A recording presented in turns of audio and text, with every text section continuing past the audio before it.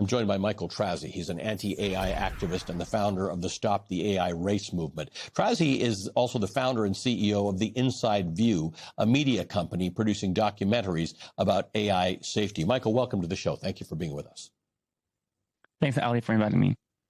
Your background is in AI safety research. You're actually not an outsider to this. You come from inside this world of technology. What's sort of turned you into an activist about AI? Yeah, so I started worried about AI back in 2016. So I've been worrying about the risk of AI for about 10 years now. When I started, I think AIs could barely do things like play the game of Go. I used to play the game of Go against professionals in Asia, and they would say that it would take like 10 years for AI to be as smart as humans, and eventually it took only 2 years. Wow. So that's when I got worried 10 years ago. And over the past 10 years, I've seen this technology improve to the point where, as you mentioned, it can now solve new problems in mathematics and even be better than most computer scientists at doing software engineering. So yeah, over the past like 3 or 5 years, I've started making videos, documentaries about AI. And eventually, last year, I did my first hunger strike in front of Google DeepMind in London, because no one else was willing to protest in London. So it's not really by desire to protest, but it's because it's a necessity. And if no one else is protesting the AI labs and holding them accountable for the technology they're building, I think we, the citizens of the Earth, need to take a stand and protest ourselves.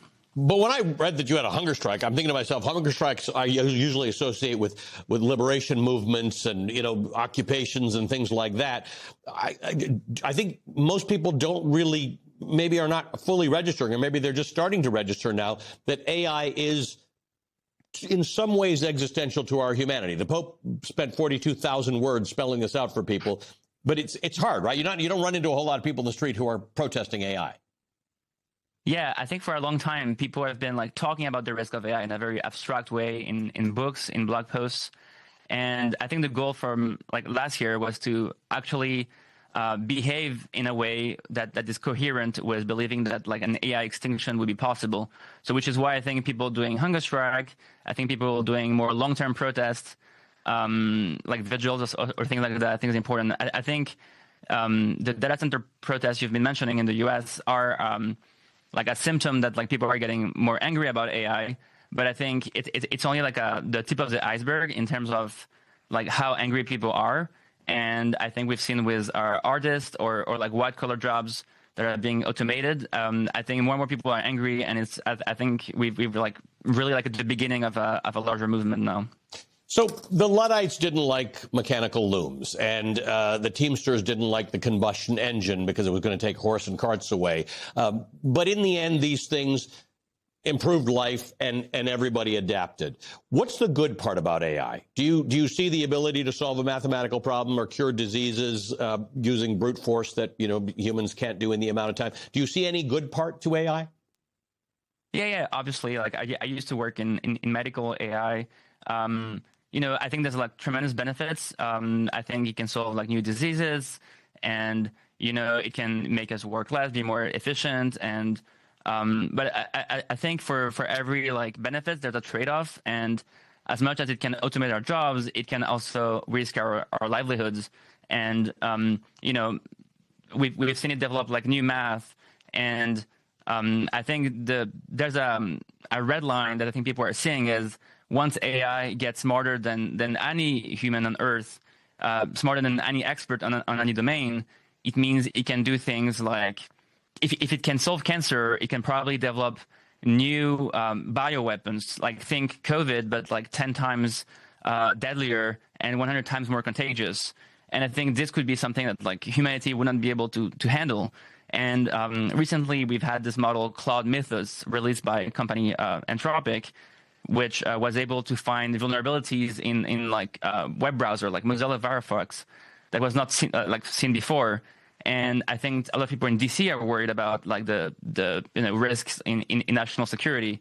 So as we make those models more powerful, we also make them more dangerous. And I think making them smarter than humans should be like a red line that is we shouldn't cross, because I think we both agree that like controlling something smarter than us is really hard, and it's unclear if we can do it at all. So what does that look like? Is that regulation? Is there a model that exists to say, hey, this is how we will regulate this. We'll benefit from the medical advances. We'll benefit from the scientific advances, but somehow we're not going to make this into some movie plot where the machine takes over the world. Right. I think we've managed to de-escalate those kind of like arms race in the past. So all these companies are racing to build this human level AI as fast as possible. So the movement I created, Stop the AI Race, in January, the goal is to stop the race, meaning like we don't develop AIs that are like, more and more powerful, and instead we focus on making these AIs safe and beneficial for humans, aligning them to human values. And so in practice, this looks like companies agreeing to stop like training models at a certain like model size. And this looks like all the companies in the U.S. agreeing to this, and a bilateral agreement between the U.S. And China to enforce that the companies stop training models at a certain level of capabilities.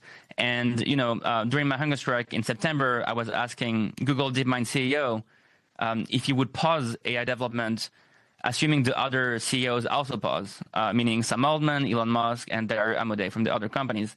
And in January, he ended up, agreeing to this, talking to a journalist that he would pause if everyone else pauses.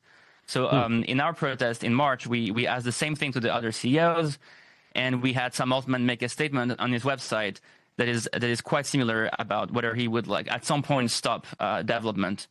And I think it's just like a question of like having all the CEOs agree to this conditional pause statements, and then we can have governments coordinate, and of course we need to have China pause as well. We can't just have the U.S. since we need to be like a bilateral agreement between those two countries. And ironically, it did actually come up in that summit between President Xi and President Trump. They didn't come to any resolution on it, but it is an important topic. Thank you so much, Michael, for making us all smarter about this. Michael Trauze is the founder of the Inside View and Stop the AI Race.